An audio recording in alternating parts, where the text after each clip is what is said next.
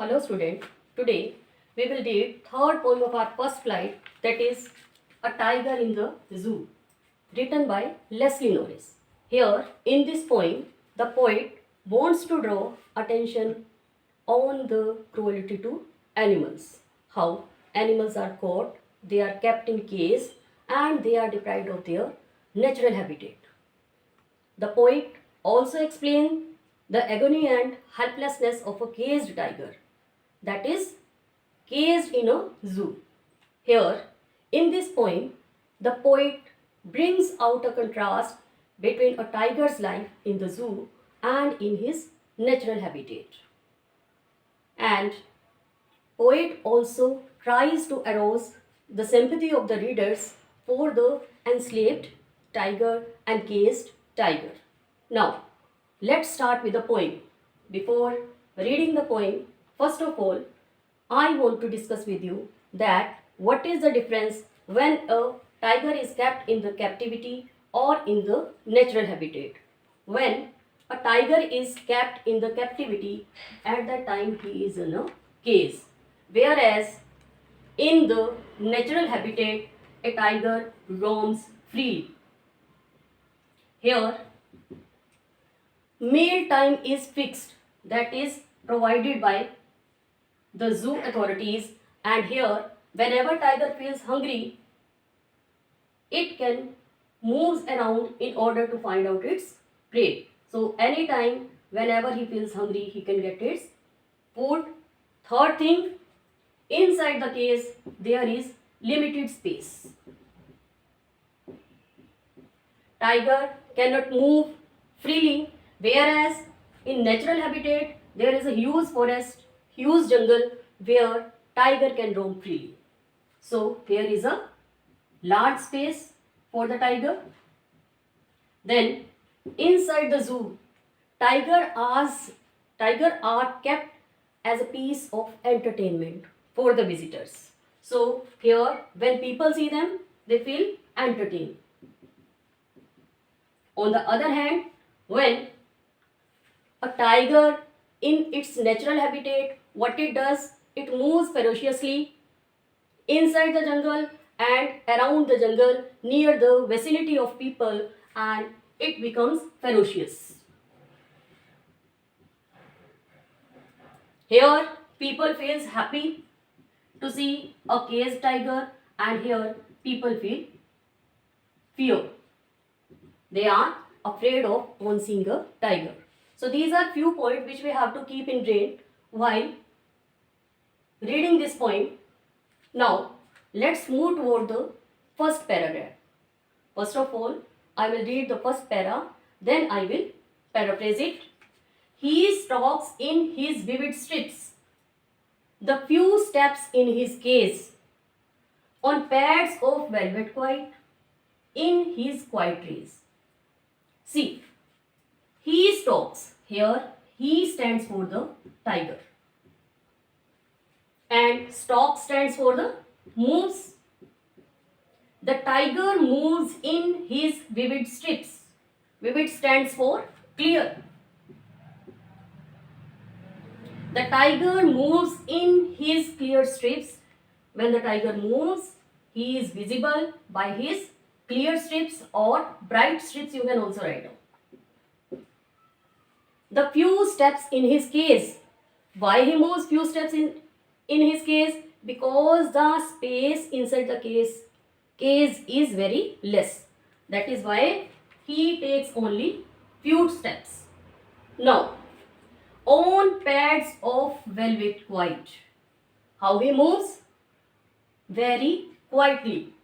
Pads of velvet white. Try to understand, bache. Pads of velvet.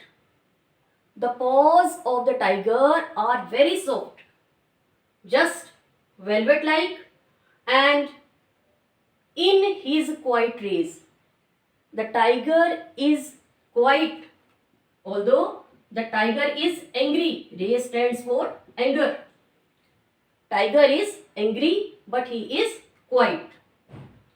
What is told here? That tiger moves in his clear strips, and as the space inside the cage is very less, This is the reason the tiger takes very few steps, and when he moves inside the cage, there is no sound because his paws are very soft, and the tiger is in anger, but at the same time the tiger is quiet. Now move toward the first line. First of all, we will discuss poetic device line wise. This para is very important from the point of view of exam. Every year we get one para from this poem in our final exam. So try to understand it slowly. First of all, read the first line. He stalks in his vivid strips. He stands for, as I told you, tiger. Here, tiger's qualities are just like the qualities of human being. So here, he, you can underline, it stands for tiger, and here poetic device is personification. Okay ji, he stands for tiger and personification poetic device is used. Now, let's move forward. Stalks in his vivid strips. This is alliteration. I told you, repetition of S consonant sound in the same line or in the adjacent word. If there is repetition of consonant, then it is alliteration. Now, move toward the third poetic device in the first line only. Read here, vivid strips. Vivid strips, I. This is repetition of I vowel sound, and it is assonance. Okay ji. Now, move toward next poetic device in the same line, vivid strips. Vivid strips. Vivid strips क्या हुआ? It is telling us about complete thing. It is a half phrase. When a phrase tells us a meaning of a complete, then it is synecdoche. Which poetic device is here? Synecdoche. SYNEC. Then DOCHE. Synecdoche. This is a poetic device. Next poetic device, in the vivid strips only, we are having imagery. I have told you earlier also that when a picture is imprinted in the brain of the reader, then it is imagery. Now vivid strips say it becomes clear to us that we are talking about tiger. Now move toward the second line. The few steps in his gaze. Here, no poetic device, but this line is telling us about the helplessness of the tiger. Helplessness of the tiger. Now move toward the third line. On pads of velvet. Here, see, pads of velvet.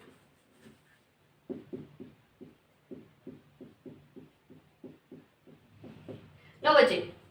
When attribute of one thing are given to another, attribute of one thing are given to another without comparing them, then here it is metaphor.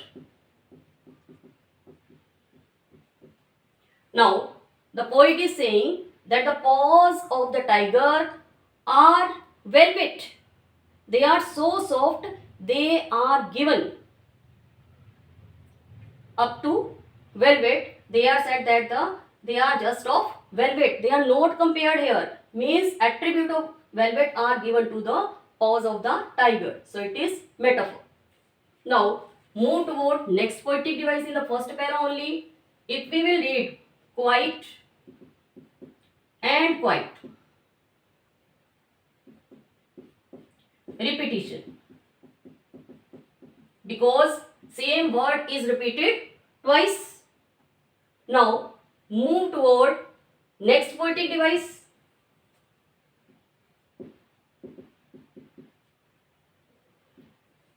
quiet raise. Quiet stands for silence and raise stands for anger. Now, two contradictory words are used. When two contradictory words are used, then which poetic device we are having? Oxymoron. Okay ji. Now, next poetic device of the same para. Word is same. Quiet raise. बच्चे raise stands for anger, quiet stands for silence, as I just told you. But here this quietness is not referring to raise. Anger को refer नहीं कर रही. This quietness is referring to tiger, who is angry.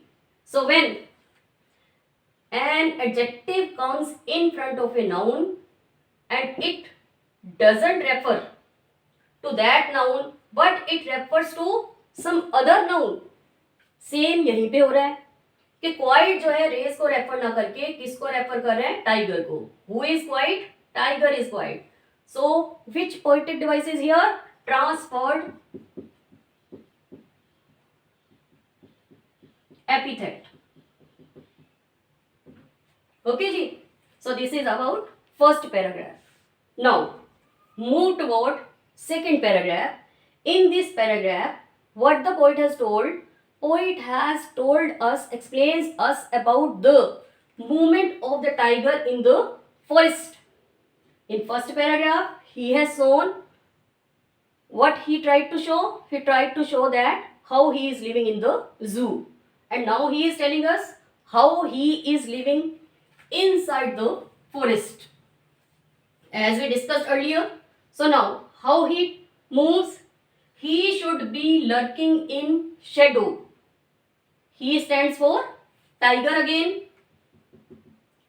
Tiger should be moving in the shadow of the trees. Sliding through long grass. Again, sliding means moving quietly. Sliding stands for moving quietly through the long grass, and he waits for his prey. What he is doing over there? He is waiting for its prey. Near the water hole. Water hole stands for near the water body. It can be pond, river, where plump deer pass. Means the tiger, he is moving in a shadow and he moves very slowly through the long grass and he waits for his prey. Which kind of prey he is waiting? He is waiting for a plump deer. Plump deer stands for healthy deer or a fat deer who would come near the pond in order to quench his thirst, and when it will drink water, at the same time tiger would pounce on the prey. Now move toward third paragraph. In this paragraph we are told how again the movement of tigers can be observed when he is in his natural habitat. He should be snarling around inside the jungle. What he does? Snarling around at the jungle edge. जंगल के as के around वो क्या करेगा? He would be growling. Snarling stands for growling at the jungle edge. Suppose this is a jungle और यहाँ पे it would move baring his white fangs. Baring stands for showing.